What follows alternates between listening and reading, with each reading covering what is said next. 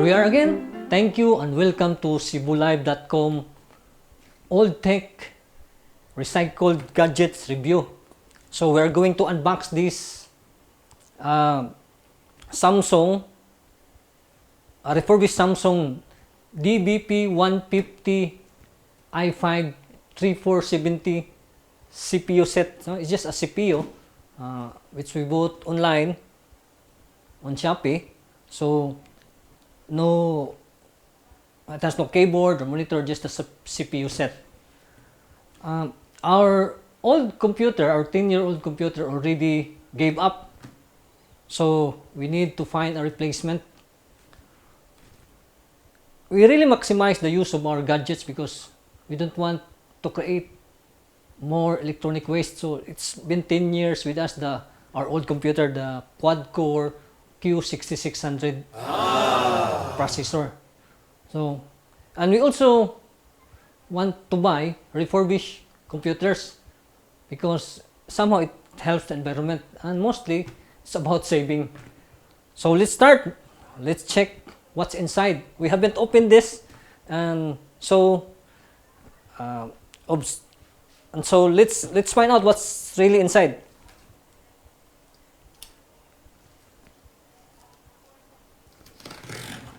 The packing is really good. It's really tightly packed. I don't know if they put some what's that, bubble wrap. So I don't know where to start or how to open this thing.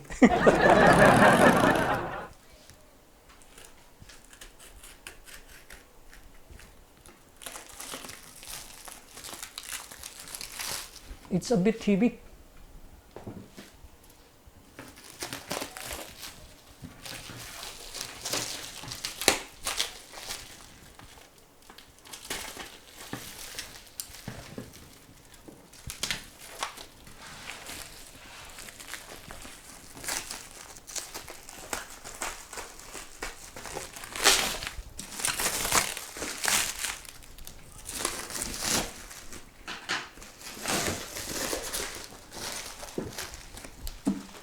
And I also don't know where's the top portion of this. But let's see. It's really exciting to see some old gadget, old computer.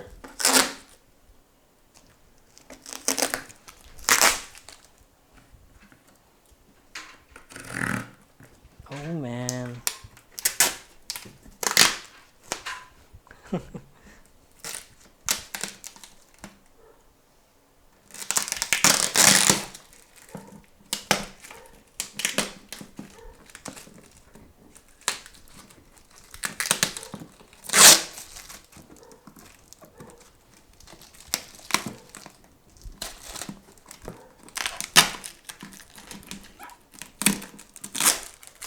So the seller of this computer is very responsive.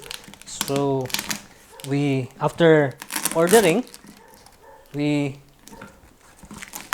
message him that to have it packed properly, and I guess they followed our request. Now it's difficult to open. Maybe this.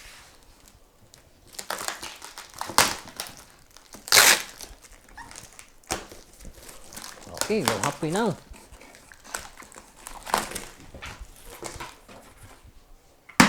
Eventually. Okay, finally, it's Samsung. Finally, it is open, and we have to open it fully so that you can remove this cartoon. Just tear it off. And now I'm perspiring.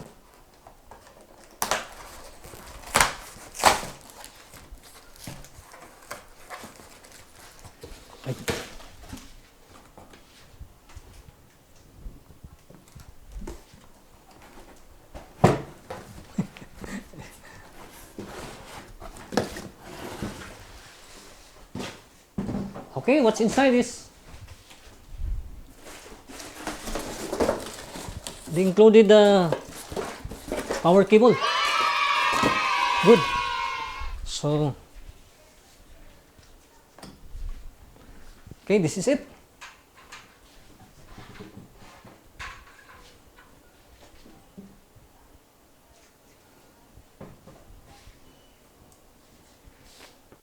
Okay, we'll check what's inside first. But I don't have a screw driver.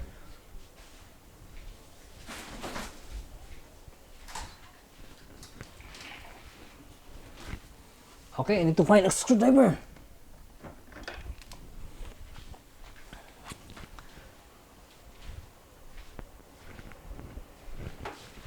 So we'll need to check what inside. There might be some parts that got loose during the transport. So before powering it off, we have to check.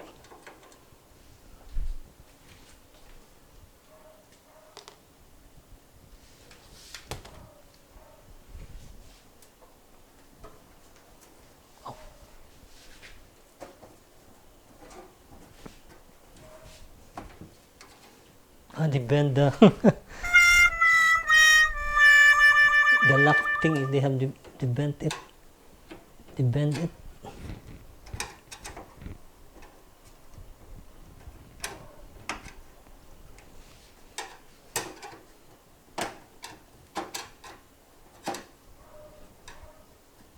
Okay. So we need. Think we need a screwdriver too. But we'll just use this screw.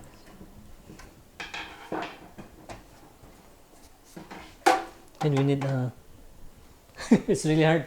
Let's try a long nose. Okay.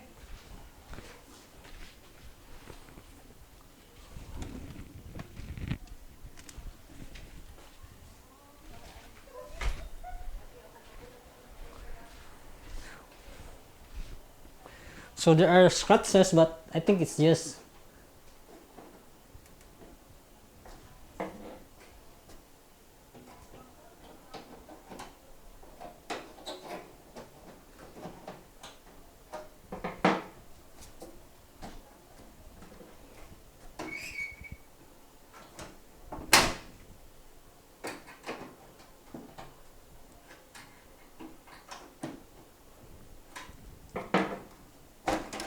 okay. Finally, we got it.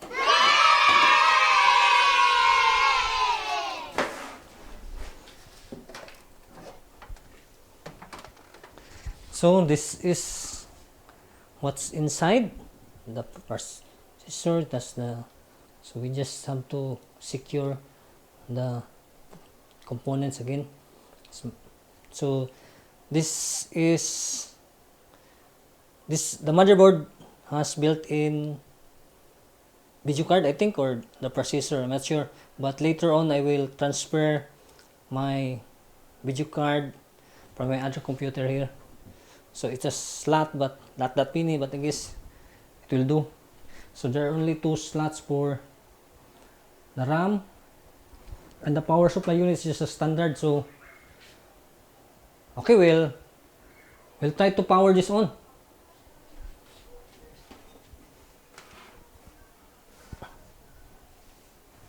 Let's move this here.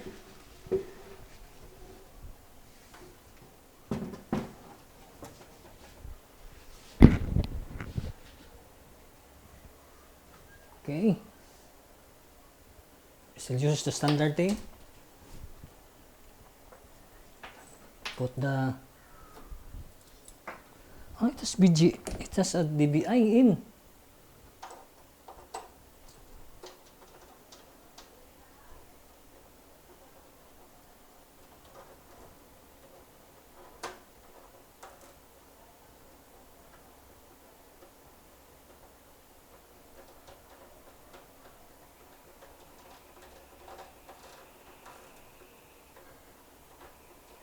Let's lie it down so that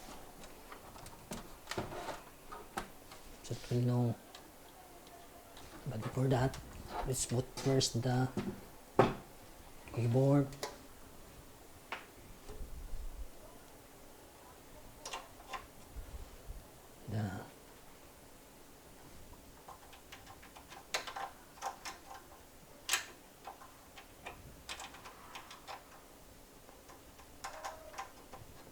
Okay.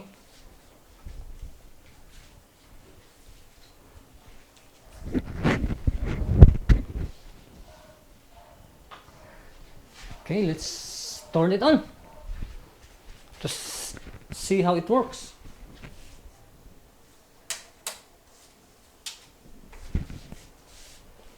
Okay. So here's the monitor. Let's see. Power on. No power.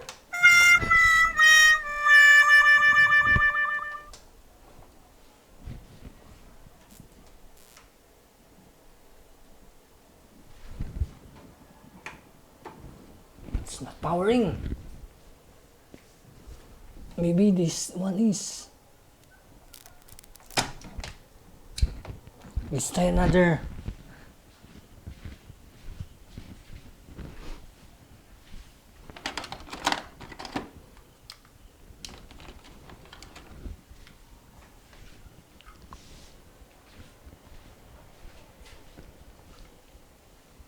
Okay, let's try the adapters.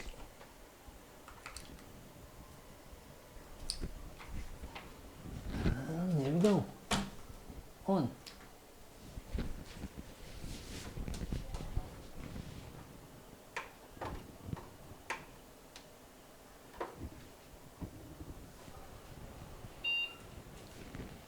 I think it's working.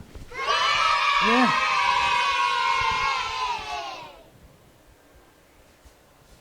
Okay. Yeah, it's working.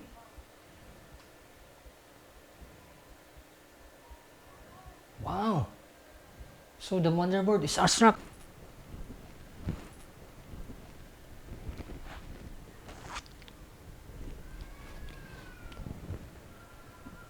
Wow.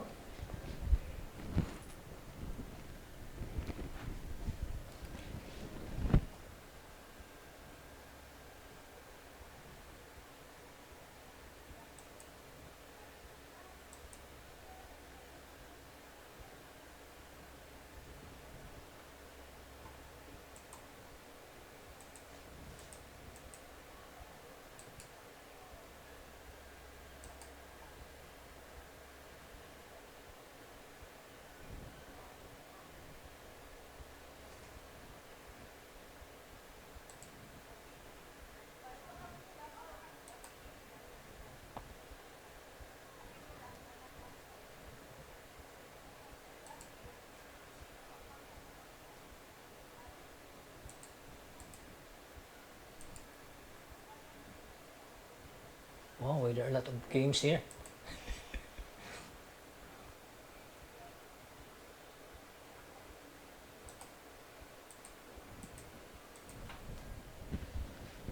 Let's check the processor.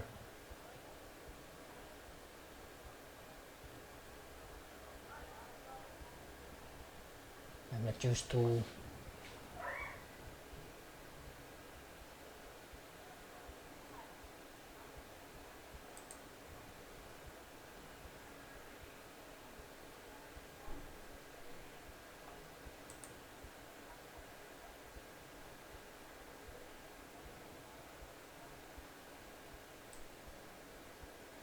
Yeah, it's really a 3470 i5. The, and it has already an OS, maybe the original OS of this PC unit when it was used by someone else.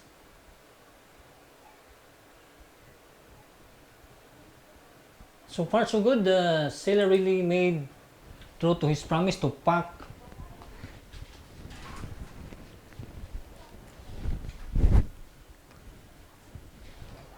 so yeah, the seller made true to his promise to pack the computer properly, and and the and when we turn it on, it really works. It powers on without any need to troubleshoot.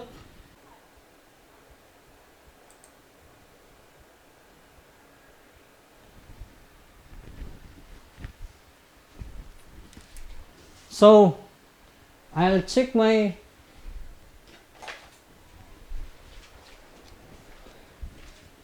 So, yeah, we will put the screenshot of the seller, of the Shopee seller in the video later on, so that you can check the other items he's selling. So far, so good.